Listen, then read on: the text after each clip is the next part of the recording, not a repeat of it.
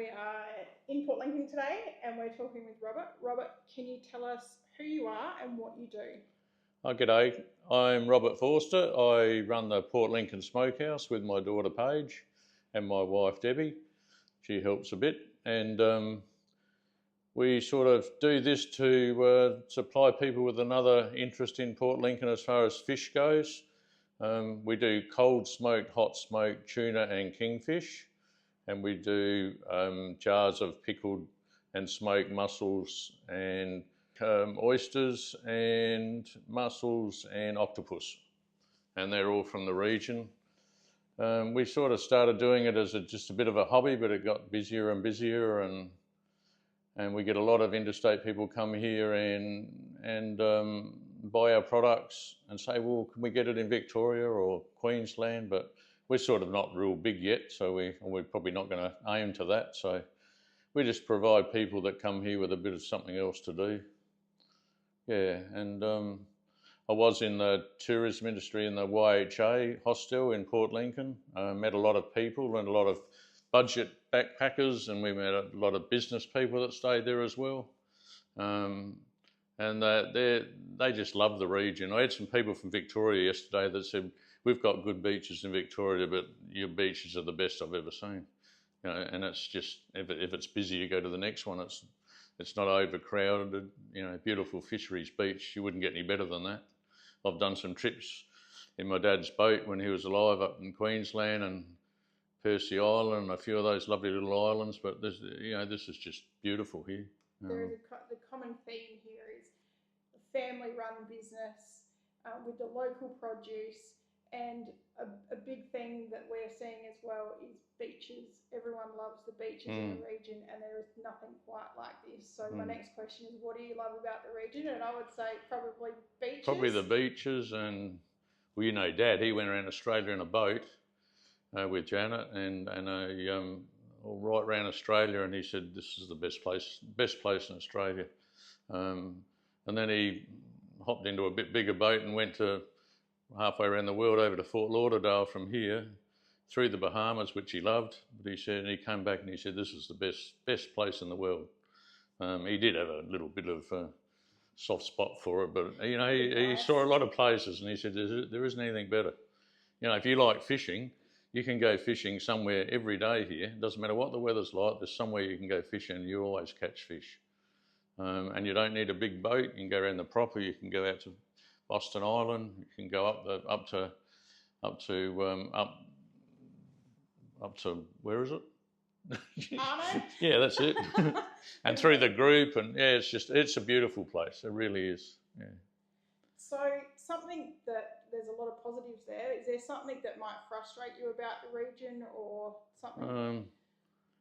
I don't know whether they can do anything about it, but this airline situation isn't real good. I had some people, they were coming over to have a meeting today about the building that's going on with Matthew Flinders, and the flight got cancelled at 7 o'clock, so they can't get in till 7 o'clock tonight. Bit frustrating. And I've heard of people that have to go back, and it's $600 for a one-way trip, and I don't think that's bloody on. You know, I don't know why people can't buy tickets, not at a cheap price, maybe at the standard price or even a fraction more, and bank them, and when it's emergency and they're that sort of money, whether they could use them then. Just something like that. It's got to be a little bit fairer, I think. A bit more regulated, maybe. Yeah. So I don't know whether anything can be done about that. And I haven't really got a lot of frustrations other than that, and that doesn't really involve me that much, but it does affect things like backpackers that want to fly over here. It's a lot of money to them, and even business people having a meeting at a certain time, and it's just all out all over the place. Gone are the days that you can leave Lincoln in the morning and expect a flight on the way home with no disruption. It's just not heard of at the moment. You used to be able to go over and back in a day. Now you have to go the night before and come back the night after or something. So definitely a common thing that we've heard as well around the region. Yeah. What do you wish someone that was in Parliament understood about the region here? How good it is. Yeah. Yeah. I think you go through Adelaide and do a walk through there. You might even like to do that. A lot of people don't know where Port Lincoln is. So a little, whether it's up to them or whether it's up to the local people to do a commercial on it. You know, there's so many things you could put on there, and just to let people know how good it is here. You know, the beaches, the fishing, the shark diving, the seals, the food, you know, the prawns, the crayfish. Like, it's just... We've got a lot of resource here. Yeah, and a lot of people don't know it's here. And I'll tell you what, you want to give a feather in the cap to Naomi Blacker for for Tunarama.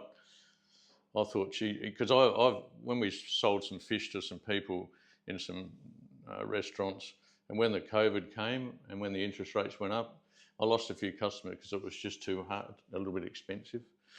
And now that COVID's gone and things are steadied down a bit, it's hard to get back in there again. It's once you lose something, it's very hard to get it going again.